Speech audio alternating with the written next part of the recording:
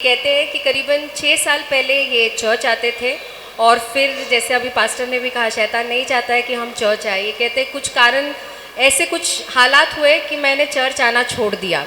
तो ये कहती है जब मैंने चर्च छोड़ दिया तो मेरे जीवन में इतने दुख इतने तकलीफ़ आए थे। ये कहती है मैं इतने कर्जे में डूब गई थी और जो इन्हें पैसा जिनसे लिया था ये कहते थे वो मेरे घर आते थे, हर रोज़ झगड़ा करते थे, चीखते थे, चिल्लाते थे, यहाँ तक कि इनका घर ताला लगा के चले जाते थे। ये कहती थी मैं घर में डर के बैठती थी कि कुछ हो ना जाए या वो मुझे मार ना दे। पर ये कहते फिर अचानक मुझे याद आया कि मैंने एक दिन चर्च में सुना था मत्ती 7:7 प्रभु कहता है मांगो तो तुम्हें मिलेगा। और ये कहते मुझे चर्च का ध्यान आया और फिर ये चर्च आए और ये कहते जब मैं चर्च आई तो मैं चर्च में जैसे पास्टर सिखाते हैं जो भी है पहले बो तभी परमेश्वर उसे आशीर्वादित करेगा। आमेन। तो ये कहती जैसे मुझे बन पड़ता था जो भी थोड़ा मेरे पास होता था मैं बोलने लगती थी। मैं स्तुति आराधना में यही कहती थी कि प्रभु तू ही मुझे छुड़ाने वाला है, इस मुसीबत से इस कर्जे से तू ही मुझे निकालने वाला है। और ये कहते हैं कि ऐसे मैं लगातार आते रही। अभी इस बात को ये कहते कुछ साल हो गया है